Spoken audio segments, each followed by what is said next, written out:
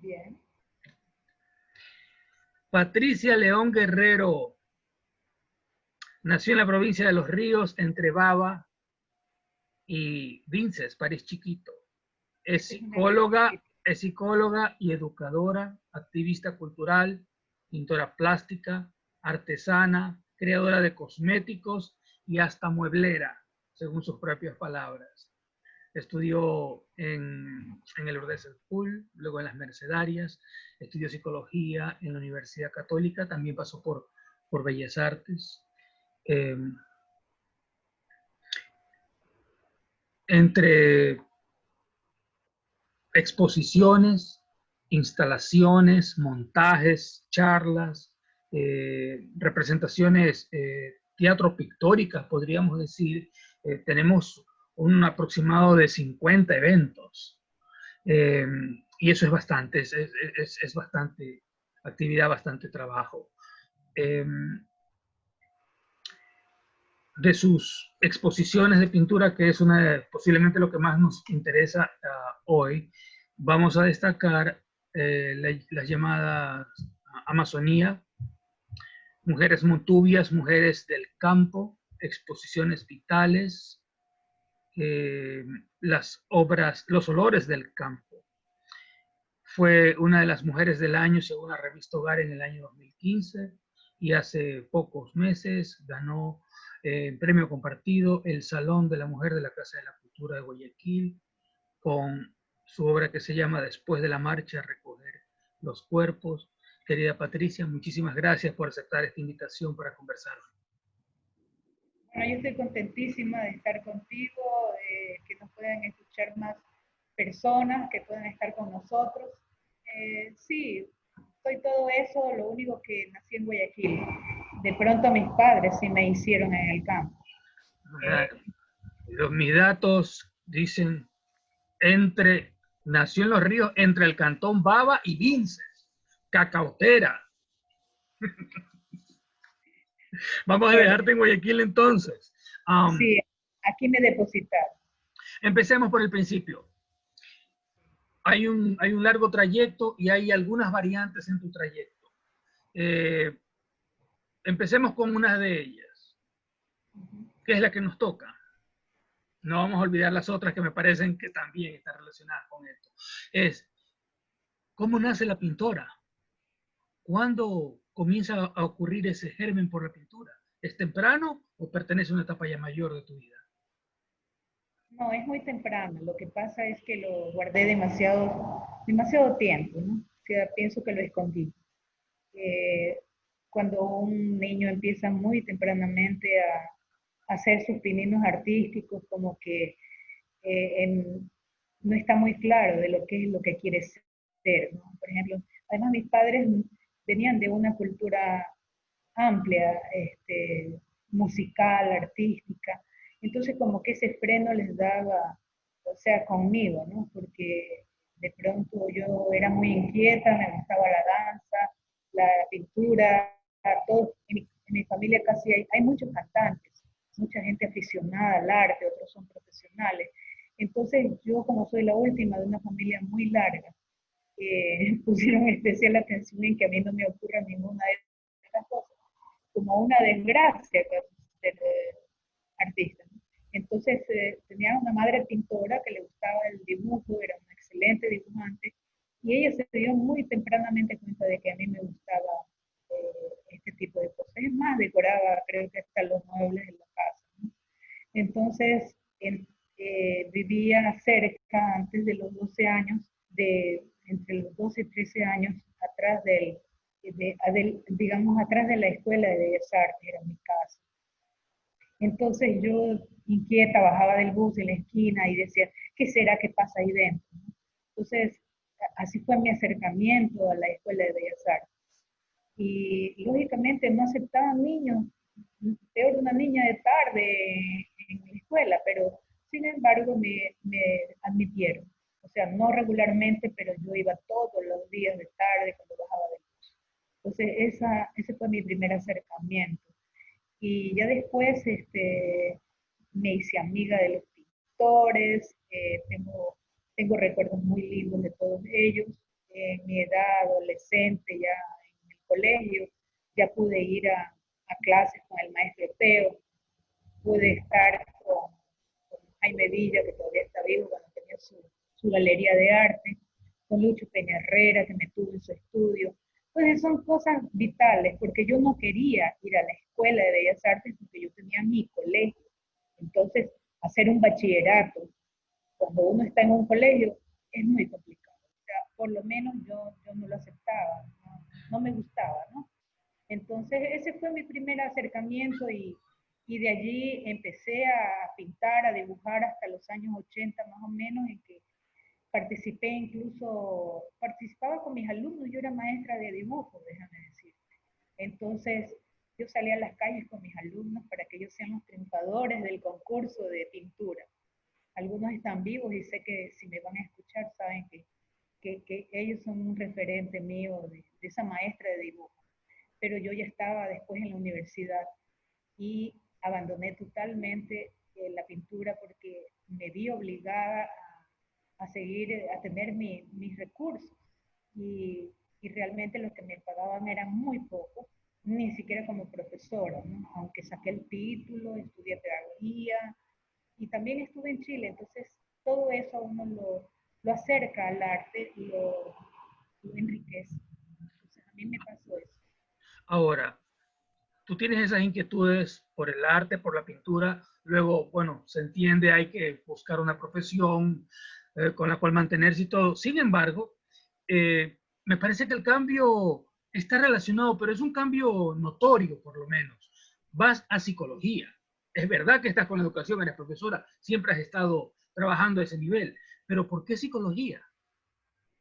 Bueno, yo quería encontrar una explicación más cercana a mi orientación vocacional, porque aquí no había antropología cultural y yo había ido, había participado, había visto de qué se trataba en Chile, por ejemplo. Yo era fascinada por el pedagógico, porque cómo te enseñan a ser maestro, cómo descubrir una orientación que te permita acercarte al conocimiento, cómo plasmar eso, no tanto el manejo de didácticas. A mí siempre me gustó. Entonces, yo podía enseñar a dibujar, pero necesitaba todo ese bagaje de información. Y lastimosamente cuando yo regresé acá, que fue un lapso muy corto de tiempo, no había ni pedagogía en el Ecuador, había el normal, o te tenías que entrar a la Facultad de Filosofía y Letras, y eso fue lo que yo hice. Ahí me encontré con psicología y empecé porque me gustó, o sea, me agradó la idea de, más que nada, de acercarme al profesorado, la idea de entender qué era lo que pasaba con el resto de gente, que no podía entender que había desarrollo de inteligencias múltiples, por ejemplo. Y eso a mí me gustó y tuve el acierto, yo creo que el acercarme no solamente a estudiar psicología, porque esta fue mi orientación final con la que yo me gradué. Es decir, yo fui uno de los primeros psicólogos clínicos que hubo acá. Entonces fuimos 13, pero entramos 200, imagínate, en ese año, ¿no?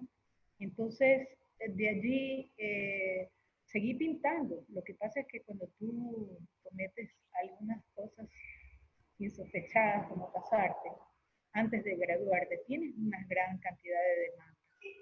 Y aparte de eso, yo tenía demandas de intereses, porque me gustaba la política, era una militante de bases, me gustaba, yo nunca dejé de pintar, o sea, por ejemplo, yo hacía las telas de las calles, los pasacalles, en ese tiempo de la FESE, entonces yo les ayudaba, o sea, era mi contribución ideológica, si cabe el término, porque no podía ser otra. Yo vengo de un estrato totalmente diferente, pero sentía que el magisterio, sentía que el profesorado de este país era lo importante.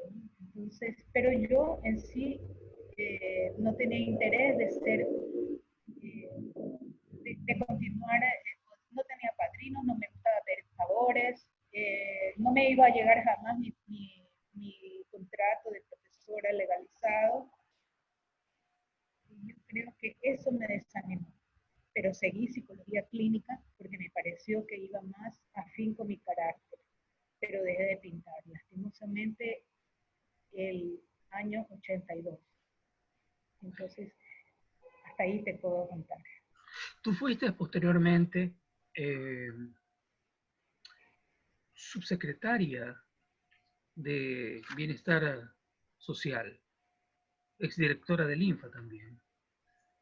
¿Cómo tú, dentro de tu carrera, mirando hacia atrás, dentro de tu proceso de formación, cómo tú ves ese paso de la psicóloga a la funcionaria social?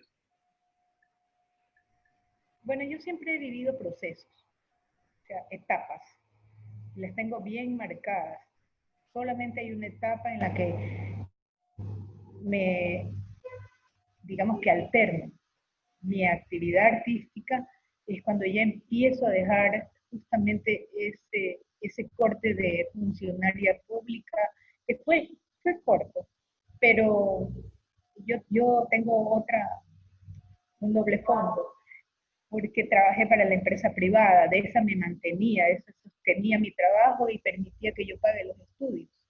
Entonces, estaba como con un brazo de un lado y otro de otro que me jalaba, y por eso todavía no decidí dedicarme al arte, ¿no? O sea, dedicarme de lleno, pero siempre buscaba algo afín. Por ejemplo, yo trabajé en una empresa publicitaria, en el lado de recursos humanos. Si fue en la banca, estaba encargada de desarrollo humano y patrimonio, o sea, la parte cultural. Este último trabajo fue en el Banco Central, en Machala. Yo fui subgerente del Banco de Machala, del Banco del Pacífico. Entonces, todo eso como que tenía que ver con el arte, con los artistas, con el patrimonio que la banca tenía. Empecé a conocer a cada uno de los artistas, empecé a entender qué era lo que había pasado con el movimiento cultural del país.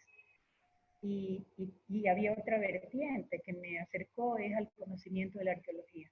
Entonces, todo eso para mí son procesos, etapas que los he vivido intensamente y que me han permitido seguir adelante, sobrevivir. Eso del INFA, te cuento que lo acepté muy a regañadientes por una militancia política, por un convencimiento de que había que hacer algo distinto en el país. De esas cosas que uno cree, pues, en las utopías, que uno está totalmente seguro de salir adelante, como ha sido mi militancia con las mujeres de este país. O sea, para mí no tiene o sea, no es nada distinto, no es nada diverso, es como una obligación. Yo soy militante de eso, de por vida. Entonces, ya una vez que pude cantar claro, porque tenía por lo menos eh, una vida documentada, ya veámosle así, ¿no? De haber hecho cosas. Yo más creo en las cosas que se hacen que en las que se piensan hacer. Entonces, como ya sé que tengo esos pasos dados y que me probé a mí misma que era capaz de sobrevivir sin pedir favores, entonces ahora ya puedo pintar. Y con Ahora, toda libertad. en todo ese proceso, desde que tú naces, desde que tú eras una niña, en tus estudios, en tus preocupaciones, en tu psicología, en tu arte, siempre ha existido este elemento que a muchos les sonaría extraño, casi esotérico, casi exótico, es el cacao, como parte de tu actividad cultural, de activista cultural, como parte de tu proceso de pintura y como parte de tus temas de pintura. Estoy pensando en la utilización de la baba del cacao que haces en tus cuadros, por ejemplo, ¿no? ¿Cómo? ¿Podrías hablar un poco de esto de por qué esto del cacao? ¿De dónde viene esta, esta conexión tan grande con este elemento? Bueno, no sé, ¿no? Pero cuando tú estás alrededor de los cajones jugando con los niños, o sea, ponte a pensar que si yo fuera hija de placer o del mercado de abastos, en cualquier parte del mundo, y juego con los tomates o con cajones, y ruedo los cajones, y recojo los pimientos, eso es parte del saber. Y entonces a mí me tocó eso, yo jugaba con todo eso en el campo. Durante los primeros 7 años de mi vida. No recuerdo otras cosas que el haber jugado con este tipo de cosas, o sea, de bañar al caballo, de recoger las flores, las plantas. Mis primos también lo hacían, pero ellos vacacionaban más que yo. Yo en cambio vivía intensamente eso porque todos eran mayores, entonces tuve la oportunidad de desobedecer. A los demás los cuidaban mucho, yo no tuve tantos cuidados, entonces eso es interesante porque yo pude ver desde niña, sentir el olor del campo, el olor del cacao secándose al sol, de viajar de bebé en una lancha, que hasta ahora recuerdo su nombre, y que llegaba al muelle de aquí de Guayaquil. eh, y nosotros vendíamos con mi tía, que era bastante mayorcita, encima en las hamacas. O sea, vendíamos en una lancha encima de los sacos del cacao. Entonces, ¿cómo no estar allí en contacto con eso? Entonces, la verdad es que cuando pasaron los años, nunca le puse atención a nada de ese mundo infantil, a nada de ese recuerdo tan inmenso y esotérico. ¿Sí? Sí fue cuando me fui entre el 2000 y el 2001, que vino toda esa catástrofe financiera del 99. Yo salí del país, estaba haciendo eh, un intento de mi maestría en artes en la Universidad en NYU. Y entonces dije, no, yo voy a luchar para ver cómo le hago. Vendí una propiedad pequeña que tenía y con eso conseguí dinero y me fui. El rompimiento del gobierno, la situación esta tan agobiante que sobrevino, me obligó a pensar. Y entonces, justamente cuando tuve una entrevista con un tipo que me dijo que si yo quería participar de los workshops iniciales, porque yo quería saber, conocer de cerca todo el movimiento del arte pop. A mí me gusta mucho Andy Warhol, todo el movimiento de lo que pasó en esos años 70, porque es mi época, ¿no? Entonces me dijo, pero tú tienes un trabajo que se llama, dice, veo tu, tu, tu, tu folder y dice eh, Amazonia, tú estás vinculada con lo geográfico, con la naturaleza, y aquí hay que encontrar, tú no vas a encontrar raíces, me dice, en este mundo del subway, de los del metro, o de la gente en las calles, o de las paredes, porque la urbe no, como que no cala, ¿no? Entonces me puse, me dice, aquí hay un trabajo interesantísimo, me dice, que tiene que ver con tu geografía propia. Entonces ahí empecé a tomar un poco de interés. Bueno, voy a averiguar un poco más de mí misma. Y yo creo que es el planteamiento adulto que hice, el que me llevó al cacao. Entonces ahí me di cuenta de que yo había estudiado por el cacao. Mis padres de alguna manera estaban vinculados por 4 generaciones como pequeños productores agrícolas, y por lado y lado, o sea, por las 2 familias. Y yo tenía que hacer algo que tenga que ver con eso, ¿no?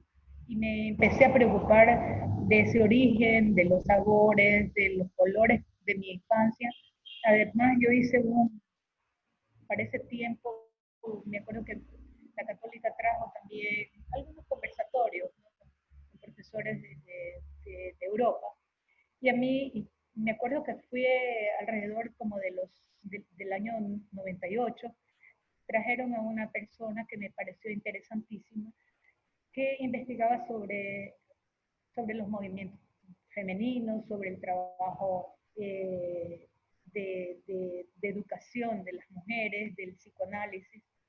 Y entonces yo me puse pilas, empecé a darme cuenta de que tenía que indagar quién era mi abuela, quién era mi madre, todo eso, ¿no? Por aciertos y errores. Entonces encontré lo más grato, lo más frontal, digamos, para la preparación. Y tenía que ver con la naturaleza y el ecosistema del cacao, no solamente con el grano en sí. Y si me preguntas cómo fue el tema este de escoger el cacao, bueno, no solamente fue eso, fue que y la decisión más grande fue alrededor como el año 2004, si me parece, o 2003. Vino una cumbre mundial del cacao. Y como yo siempre he estado yendo al campo, siempre he estado vinculada a la producción agrícola, me fui y hicieron un paseo. Yo ahí pude remecer mi corazón, mis sentimientos, créeme lo que se me vino todo revuelto de una sola. Encontré que nos llevaron de paseo en una canoa por el río Vinces y, y me sorprendí cuando esta cumbre mundial traía gente del exterior y había un tipo que estaba parado al pie de la canoa haciéndonos subir y todas vestidas de damas antiguas y eran las 12 del día o 11 de la mañana. Estaban con encajes, con tacones y unos tipos disfrazados como con tostadas, como en los años 20, ¿no? Entonces, yo al principio lo tomé como una performance, ¿no? Pero cuando me di cuenta, ellos estaban posesionados de que ellos eran los efectivos del cacao, ¿sí? Y más bien los extranjeros preocupados de que ellos los recibieran así, ¿no? Entonces, yo sentí un poco de vergüenza ajena porque como que la historia está adefesiosa que nos vincula a este tiempo. O sea, me sentí que no estaba siendo justo porque quienes íbamos a visitar y quienes estaban en esos momentos eran los pequeños productores. Entonces, mientras tanto, no estaba bien los servicios básicos, no estaba bien ni siquiera los sitios donde íbamos a pernoctar.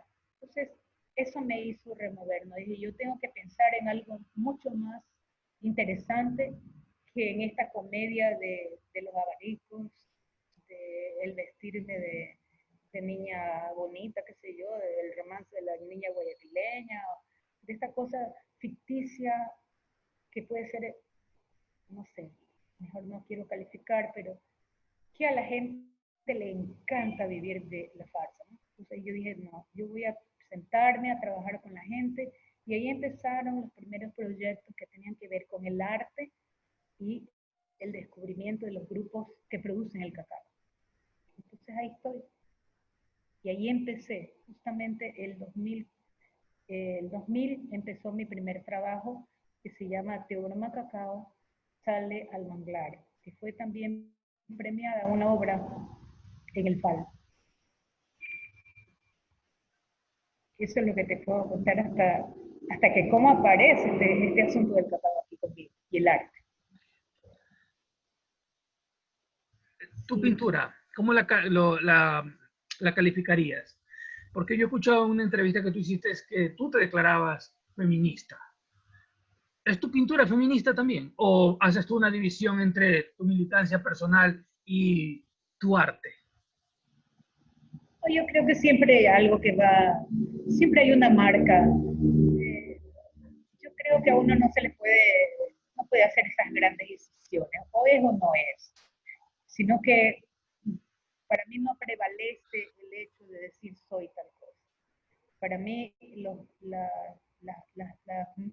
las militancias vienen de otro orden, son mentales, del corazón, son con hechos, son con el trabajo cotidiano. Yo tuve 25 años ejerciendo mi profesión dentro de la violencia y contra el maltrato a mujeres.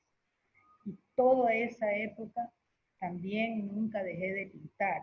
Lo que pasa es que mi trabajo lo hice mesas, vendía sillas, hacía biombos, pañuelos, y todo eso era arte, sino que yo era la que no quería entender de que estaba opacando a la artista por dedicarme a mostrar que era profesional y bueno. Tú sientes de manera muy fuerte, la asumes con mucha vehemencia y reclamas por las injusticias, sobre todo por la violencia femenina contra las mujeres, por la temática del aborto. ¿Te parece a ti que con estas preocupaciones y por lo que acabas de decir, tu trabajo no tiene mucho que ver con una forma como de realismo social, tu pintura como documento histórico, que con una expresión artística propiamente. Yo pienso que soy una cronista artística. O sea, a mí me gusta, o sea, mi arte no puede estar desligado de lo que soy yo. O sea, no lo tomaría eso, ni tampoco creo que sea, eh, no tiene nada que ver. Normalmente para mí el personaje de recrear mujeres tiene otra riqueza. Además, a mí me encantan los hombres. O sea, no sé si lo que acabo de decir sea una cuestión sutil o boba, pero me gusta que esté cualquier cosa representada a través no necesariamente de nuestra figura femenina. Yo no ando por ese patín de nosotras siempre. No creo en esas posturas, no creo a estas alturas de la vida en los totales, o sea, quizás antes era más blanco y negro, ¿sí? Ahora no. Creo que no tiene por qué mezclarse mi trabajo artístico, ni siquiera con la militancia feminista. El cuadro que ganó en el salón es más bien una visión de incredulidad. Siempre que han habido grandes catástrofes, grandes marchas, grandes reclamos, y lo digo por mi experiencia misma, que me las he jugado en la calle, más bien hemos tenido unos retrasos espantosos. No todo ha sido, no todo ha sido para bien, ¿no? O sea, para avanzar. Se han ocurrido cosas horribles.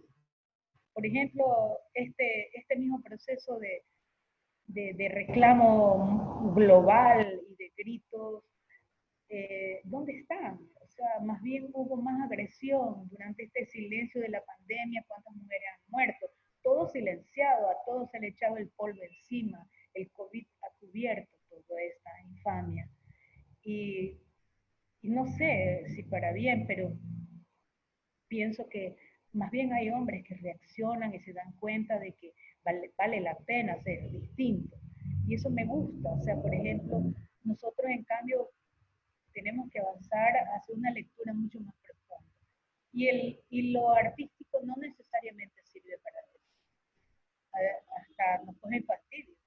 Yo, yo no soy amiga o sea, ahora soy muy cautelosa, digamos así. Pero no hay que ser condescendiente, que es diferente. No hay que transar. Y el arte no te permite, no es pancarta. Esa es una época, me agarró esa vaina de salir con una, eh, como lo hice, ¿no? Pero fue un momento de la vida, una edad adecuada, un momento en el que era necesario impulsar los cambios legales del país. Bien, ¿y qué hice como artista en ese momento que no era la profesional del arte? Bueno, pues yo era la que vestía los escenarios, las compañeras saben que me disfrazaba de bruja, eh, compartí y busqué que otras también eh, salgan, que no sea yo la protagonista, sino más bien impulsar a que otros hagan. Eso me gusta. Y esa es la ventaja de la madurez, ¿no? Es lo que te puedo decir.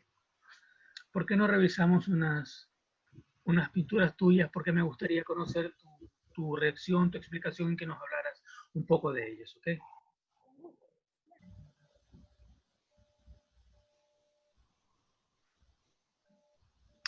Amazonía, chamán, riopano, ¿qué es esto? Bueno, es una memoria de mis trabajos. Yo estuve en la Amazonía. Eh, He ido muchas veces por trabajos que tienen que ver con el petróleo, pero también con los grupos de mediación. En algún momento tuve que ser mediadora de conflictos. Esa es bueno, es una especialidad, es una cosa que me gusta eh, y para la cual me he preparado también. Entonces estuve al borde del río Upano, conozco casi todo Morona Santiago, Zamora Chinchipe, he estado por Orellana, justamente en esa etapa se hablaba de la explosión de toda digamos, de saturar al ambiente con esta, esta lluvia para, digamos, eliminar los cultivos de coca. Entonces yo ahí en esa época estuve en esos sectores viajando y descubrí un mundo maravilloso que tiene que ver con todo lo que es ese mundo mágico del mundo shuar, de la gente que habita, de los wows.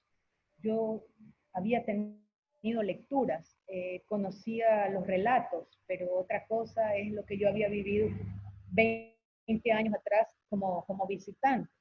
Y acá empecé a entrarme en los graves conflictos que había entre los grupos humanos, porque no tienen territorio, porque no tienen que cultivar, porque son gente que ahora habitan en comunidades, digamos, urbanas, casi urbanas. Entonces, tienen conflictos. Y también tenían en ese momento que yo fui problemas las mujeres, porque ya estaban militando dentro de las organizaciones de mujeres y justamente yo tenía mis amigas allí. Entonces eso hizo que yo viaje y desarrolle un plan que se llamaba, un proyecto artístico que se llamaba Antes y Después del Plan Tecnocumbia. Imagínate, el título ya te puede decir en qué andaba yo. Ahora, Y eso es. ¿por qué, ¿por qué la predilección de estos colores? Es un cuadro muy vivo, muy llamativo. Rojo, un azul muy fuerte, también hay un blanco en la parte superior. Hay mucha vida, ¿no? Está el verde aquí, es muy amazónico, muy de cielo azul, si tú quieres, ¿no? Es, ¿cómo es ese proceso de transformación? Porque lo que tú acabas de decir, el contexto que tú das y el producto final, digamos, si es que hay esa relación directa entre el contexto y el producto y el arte como producto final de ese contexto, el producto final es otra cosa. Aquí yo no veo conflicto, aquí yo veo figuras humanas, veo que se disuelven, veo que se compenetran, veo sugerencias humanas, veo mucha, si es Amazonía, veo la selva definitivamente, veo los animales, etcétera, ¿no? Pero no veo esa gran conflictividad. ¿Es a propósito esto o simplemente mi lectura va por otro lado? Si observas la parte de arriba, blanca, hay una lluvia ácida, que es platinada, blanca. Esa fue la misma que a mí me sorprendió en mi ignorancia. Yo un día me acerqué, estaba en la parte norte, donde es el límite con Colombia, la zona de conflicto, y me acerco y veo una hoja grande, hermosísima, plateada, blanco plateada, y las gotas de agua. Entonces le digo a la gente que estaba conmigo, le digo, qué hermosura, le digo, pero tiene como, como grasa. Entonces me dice, no señora, es que acaban de pasar las avionetas fumigando y eso es el glifosato.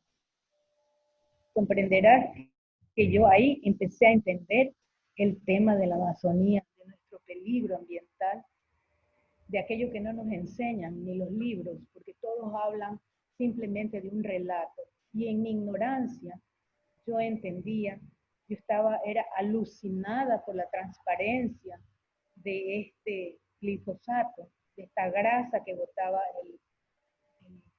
la avioneta.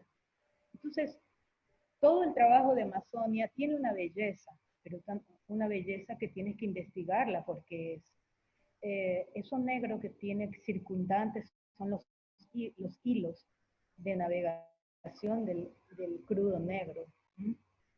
Eh, Esta de acá es la serie Caminantes. La gente que huye, están las patas rojas. Te voy a decir que aprovecho la oportunidad para decirte que este cuadro se lo robaron. Es uno de los cuadros que estuvo en el Salón de Julio y yo los llevé a una exposición en Galápagos y en el trayecto en Tame me lo dieron por perdido, nunca lo he podido reclamar, entonces por eso es profeso, a veces lo coloco porque digo, puede haber alguien en el mundo que sepa que ese cuadro es mío. Entonces se llama Caminantes. Los patas rojas, tú sabes que se ponen, eh, eh, justamente se tiñen los pies, ¿no? Los piqueros, Para, pues. claro, no, en este caso los patas rojas son los guaranes. Ellos en la Amazonía se pintan. Si los ves, te das cuenta que hay allí unas sombras blancas, son los pies de los caminantes, de los cazadores caminantes. Ya no, yo estaba pensando, como dijiste, Galápagos, se me fue a la mente a las No, Galápagos y pensé en los no, piqueros azules. yo llevé mi exposición a Galápagos en 2 ocasiones y en una de esas, cuando iban a retornarme, no me retornaron 2 cuadros, 2 obras, que están registradas dentro de una de las bibliografías que se hizo de artistas del Ecuador. Este es un cuadro premonitorio. Yo creo que a muchas personas le molestó en mi exposición. Se llamaba Danza para bajar presidentes. Estamos hablando del año 2000. ¿Sí? Entonces comprenderás, este cuadro es de un amigo, de una familia de amigo mío, de mi amigo Pablo Concha, quien se lo obsequié. Sí, es un collage.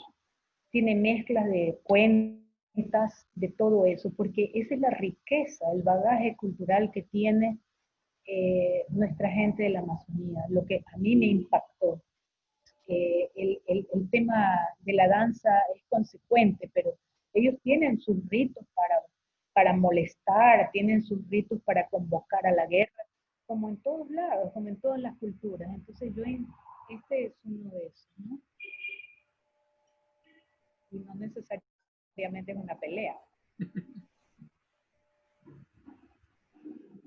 Esta es una obra que es reciente. La, tiene que ver más bien con el trabajo abstracto y con la vista aérea de unas zonas que están recién descubriéndose como arqueología, que a mí me apasiona. Creo que hubiera sido en la otra vida arqueóloga. ¿Sí? Están hechas sobre papel, pergamino. Ahora, tú cuando conversábamos en la primera parte, tú dijiste que tú tienes los periodos bastante marcados en tu vida. ¿Existe también eso en la pintura, en tu pintura? ¿Tienes periodos marcados o Sí todo me es agarró, una convergencia? no. Sí me agarró una época hermosa. A mí yo sufro de impactos, positivos y negativos. Uno hermoso fue hace como unos 3 años. Estaba haciendo una secuencia de visitas a los campos y justo llegué el momento en el que había la floración de las pomarrosas y vi todo el piso teñido de tonos fucsias y rosas. Entonces, yo tengo una serie dedicada, creo que hasta este año me persiguió el color rosa. Y es apasionante, o sea, me dejo apasionar por eso. Eh, es que si no, no soy yo. ¿Qué te puedo decir? Esta es la pasión de la arqueología. Hay unos amigos que están trabajando de la Universidad de San Francisco, de Quito, y son todos amigos arqueólogos de quienes aprendo, de quienes, no sé, me suscitan cosas buenas. De esa parte que yo no he alcanzado a complementar en mi vida. Este es el descubrimiento de una gran piedra ceremonial que se llama la dibujada. La dibujada porque tiene montones de litografías. Está estudiándoselo. Y a mí, ellos me mandan las fotografías, los esquemas de lo que están haciendo, me cuentan lo que hacen. Es así como cuando yo estoy chateando contigo y tú me cuentas tus aventuras, yo las voy a poner en lo mío. A mí me enriquece y ellos me han enriquecido de eso. ¿Tú te puedes situar en el contexto de la pintura de Guayaquil o la pintura de Ecuador o la pintura de Latinoamérica? Como decir, bueno, yo trabajo en estas líneas, en estas coordenadas, como lo que hicieron tales personas o como lo que hacen tales personas. ¿Tienes alguna afiliación? No, no creo, ni me gustaría. No, no lo hago. A mí hay pintores que me apasionan. Me gusta un matiz, me gusta la, la gente descomplicada, me gusta la locura del bosco, otras cosas. O sea, yo no le paro bola ni por lo que esté ahora usándose, ni porque estoy en una cuestión conceptual. Yo manejo también mis conceptos.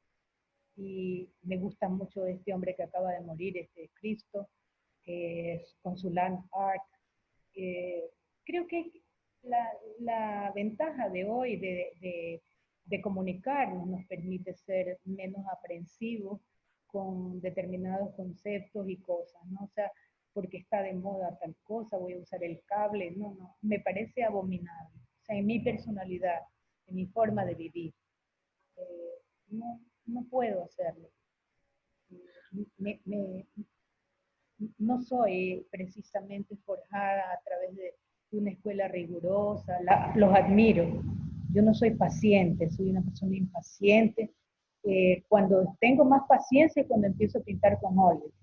Cuando estoy impaciente pinto con acrílicos. Así me calmo mi necesidad de, de expresar lo que tengo guardado montones de años. ¿Por qué la preferencia tuya por los trazos? Muchas veces son trazos fuertes, pero hay trazos. ¿Por qué no, por qué no una pintura o un cuadro donde aparezca el paisaje entero, o el grupo humano entero, o las personas tal como son, como en el Renacimiento? ¿Por qué, ¿Por qué este estilo? Es lo que quiero saber. Bueno, siempre me gustó dibujar y desdibujar. Y sí creo que hay una persona que cuando fui muy niña me dijo, usted pinte como usted lo ve, como usted lo siente. Y me pareció que eso me marcó. Eh, ya sé que no te gusta copiar, me dijo. ¿Por qué pones la mancha sobre la sombra, sobre el lado contrario? Te digo, porque así lo estoy viendo. Ah, ya, me dijo. Y así lo quieres poner. Sí, así lo quiero ver. No me dijo nada más y me dijo mi respeto. Y yo tenía solamente unos 14 años. Entonces es muy complicado eh, ser organizado, cuesta, uno paga piso. Y yo creo que eso me hizo aprender un poco. La parte técnica es muy valiosa. Aquí entramos a otro tema, que es el de la figura femenina propiamente, al menos en un primer plano, que luego va a ser mucho más explícito con una comparación tuya que vamos a ver en un par de minutos. ¿Cómo hacía el cambio, Bueno, Manuela? esta muestra tiene que ver con el cacao. Si tú examinas bien a la mujer, este, este, este pendiente es igual al que yo cargo. ¿Sí? Es una desfiguración y una figuración mía sobre Manuela, como yo veo a Manuela, porque Manuela la han pintado montones de gente y a las finales nadie sabe cómo fue.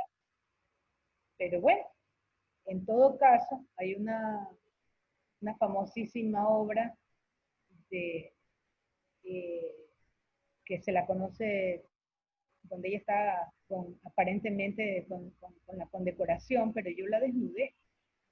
O sea, porque me pareció que tanto se habla del erotismo de ella, de esta fragua malévola alrededor del cuerpo, que yo decidí desvestirla.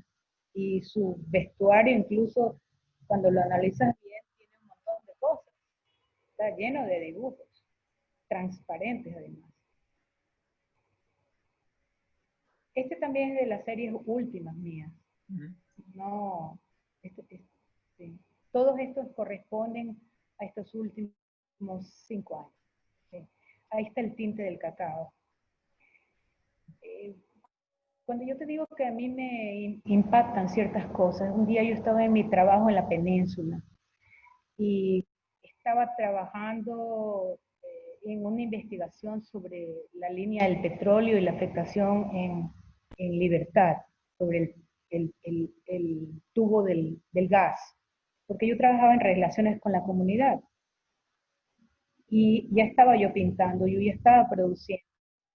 La noche, el día que tenía libre, toda esa serie la empecé cuando estaba trabajando allí. Entonces me encontré, paré mi carro porque vi un coche de una bebé y al lado de un bulto, que es el bulto que tú ves ahí, que parece un caballito, y trepado. Eso es tal cual yo lo encontré. Además, yo acostumbro a documentar lo que hago. Me encontré que en la cloaca, para que los carros no se caigan, en la mitad de la calle, estaba esta estatua. No me preguntes quién la hizo, pero estaba trabada en el hueco de la calle y allí el señor había dejado a su bebé con el coche.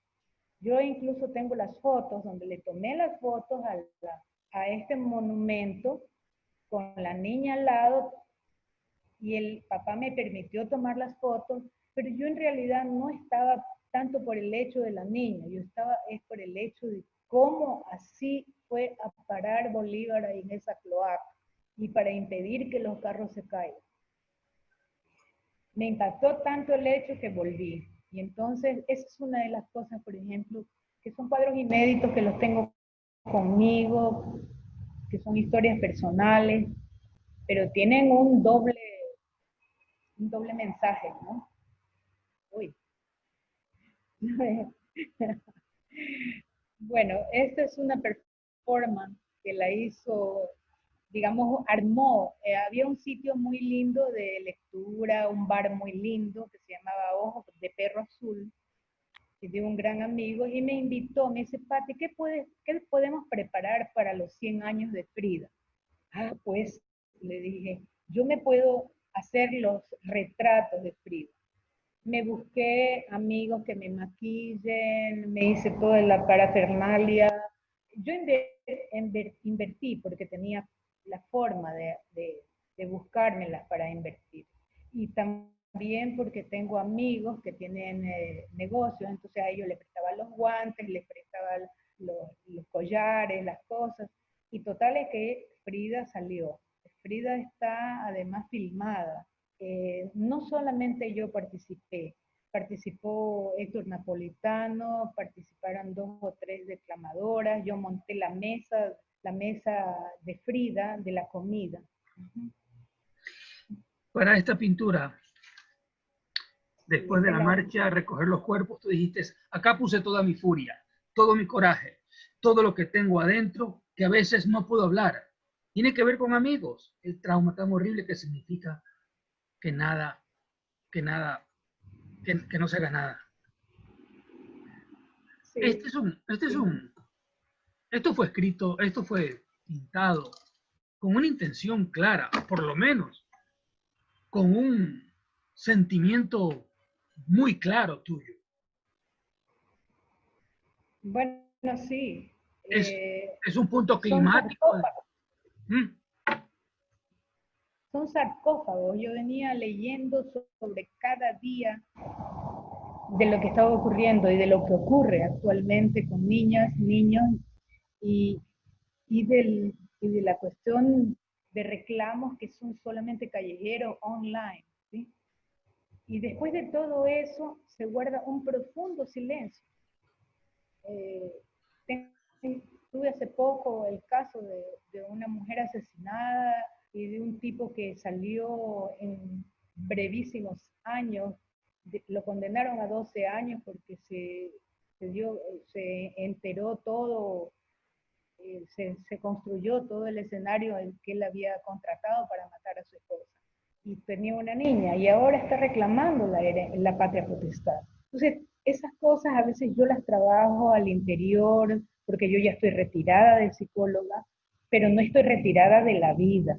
Entonces, ahí va mi fuerza, ahí va mi coraje, mi reclamo. Bueno, por fin lo pude hacer, ¿sí? Pero como eso hay muchísimos trabajos.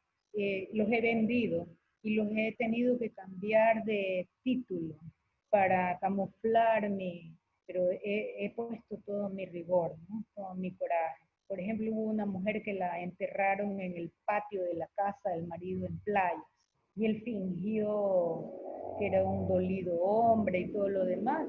Y bueno, la encontraron sepultada en el jardín.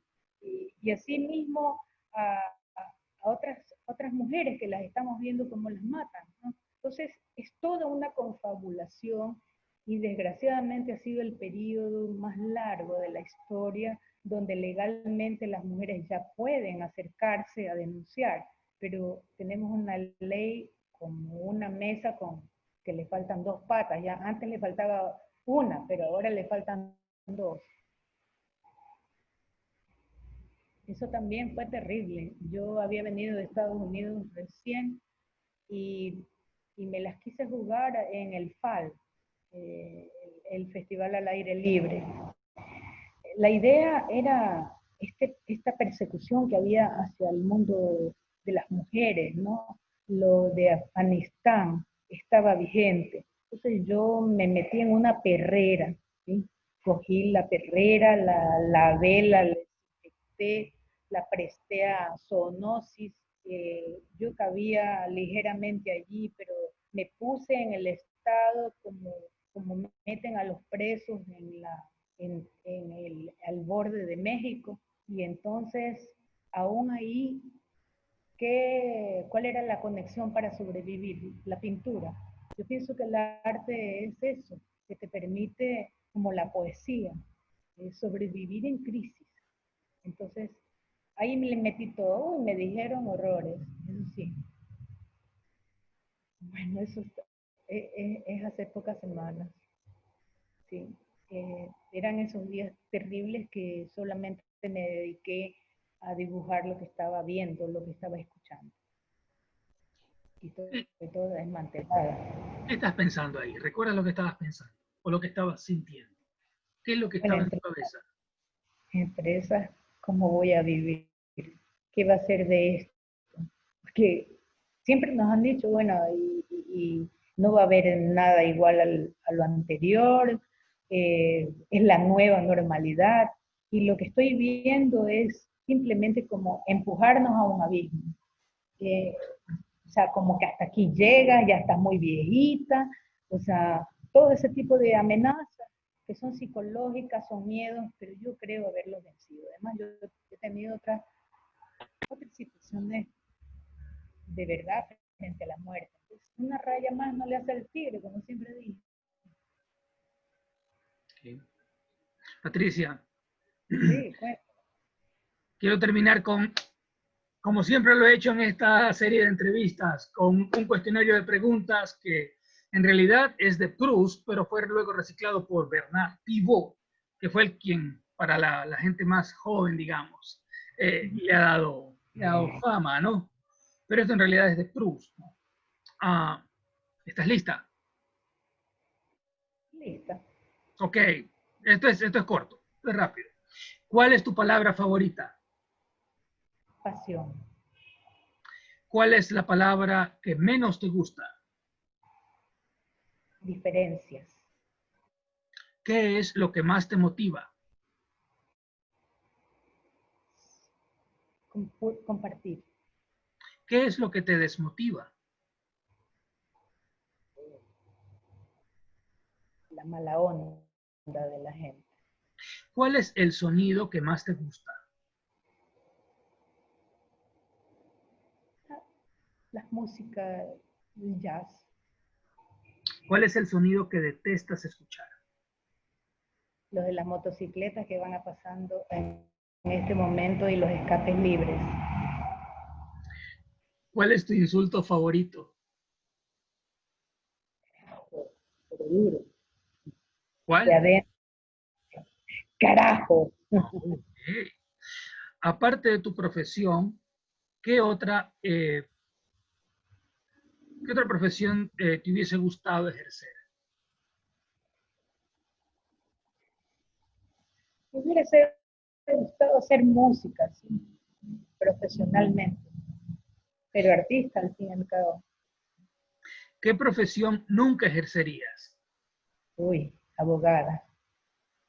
Si existiera vida después de la muerte y te encontraras con Dios a la entrada, al Dios abrirte la puerta, ¿qué te gustaría que te dijera? Bueno, yo vi una luz, así que estoy viva, sí.